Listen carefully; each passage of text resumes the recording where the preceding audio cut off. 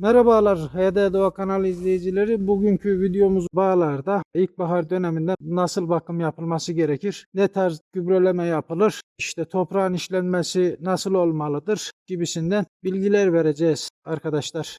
Bu baharın başlangıcı mevsimsel olarak biraz sert geçtiği için bizler de asmalar harekete geçmemesi adına toprağın işlenmesini biraz geciktirdik. Toprağın üzerindeki otlu kısımları, otla mücadeleyi yaptık ancak toprağı işlemedik. Asmalar biraz daha geç açsın mantığıyla ilkbahar döneminde kış budamasının sonu olan ilkbaharın başında yapmış olduğumuz ana budama veya ilkbaharın ortalarına doğru yapmış olduğumuz geciktirdiğimiz ana budamadan sonra kültürel mücadeleye geçiyoruz. Kültürel mücadele nedir? Toprağın işlenmesi ve işte toprakta bulunan yabancı otların temizlenmesi.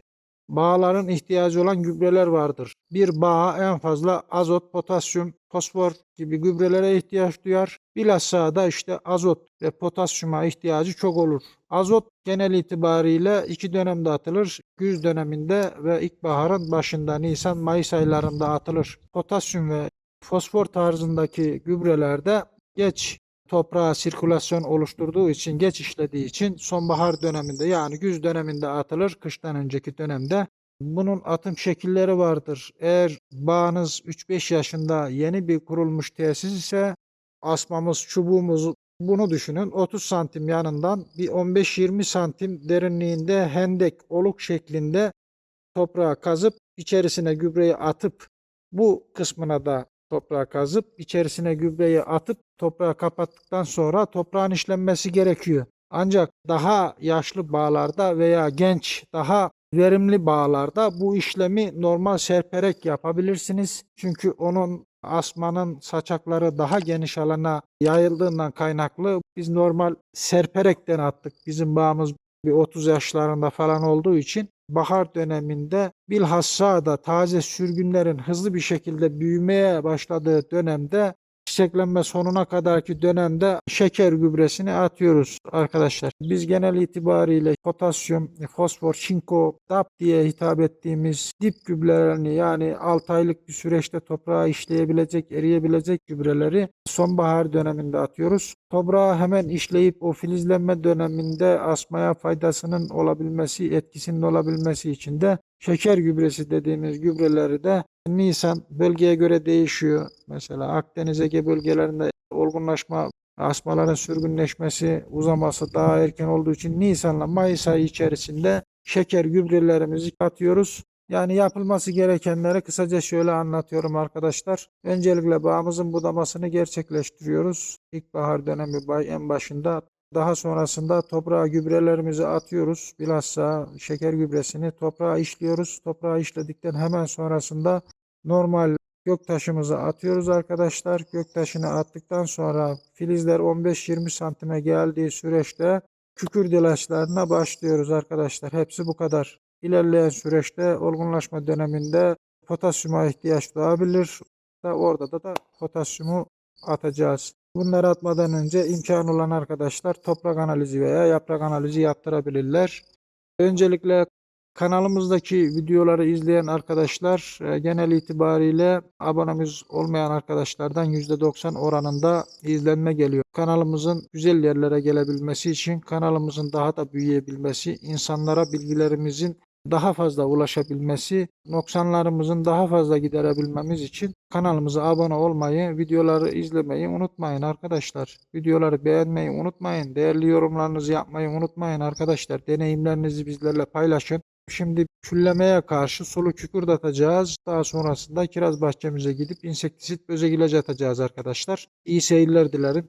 Evet arkadaşlar şimdi üzüm bağımıza geldik. Üzüm bağımızda asmalara küllemeye karşı sulu kükürt atacağız. Sistemi kurduk. Çapa makinesinin üzerine normal 200 litrelik çıkrıklı mekanizmayı kurduk. İlaçlama pompasını. Şimdi birazdan da görmüş olduğunuz gibi asmalarımızın sürgünleri 15-20 santime geldi. Artık külleme ilacına başlayacağız. 15 günde bir sulu kükürt atacağız arkadaşlar. Asmaların gövde kısımlarında bu arada sürgünler varsa onların temizlenmesi gerekiyor. Abdurrahman Bey mekanizmayı tamamen aktif hale getirecek.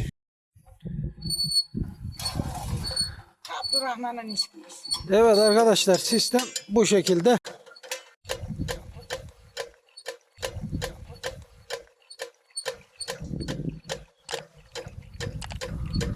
Önceden sırt pompasıyla yapıyorduk. Şimdi İrhal Tarım'dan İrfan Bey'den sağ olsun, kendilerine teşekkür ediyoruz.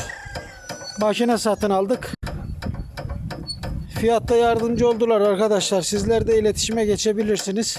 Evet arkadaşlar, görmüş olduğunuz gibi bağımıza geldik. Gülleme ilacı atacağız. 100 litre suyun içerisine 400 milimlik ilaç atmamız gerekiyor. Şu anda 400 milimlik ilaç 100 litre suyun içerisine atıldığı için bizim tankımızda 200 litre su aldığından kaynaklı 800 milimlik ilaç attık. Bu görmüş olduğumuz ilacımız da bizim 1 litre ilaç arkadaşlar.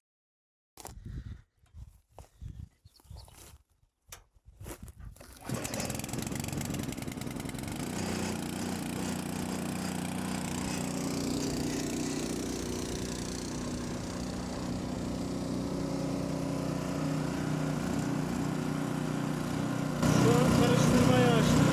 İlacı karıştırıyor.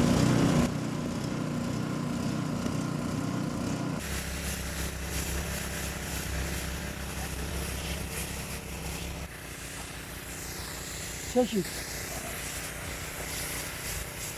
Asmaların yaprakları arkalı önlü yıkarcasına ilaç olacak.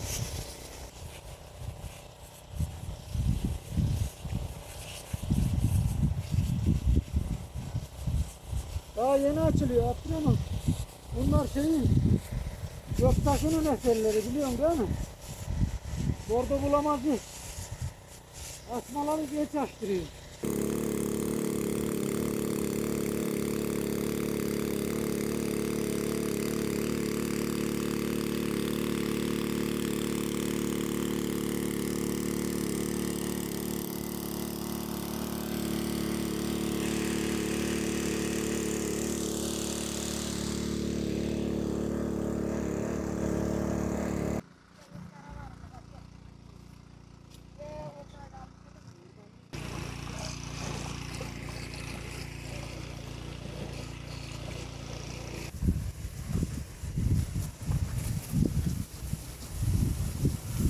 Makine nasıl? Abi makine çok güzel. Atımı çok iyi. Ürünün. İrhal Tarım'dan İrfan Bey'e teşekkür ediyoruz. Yok.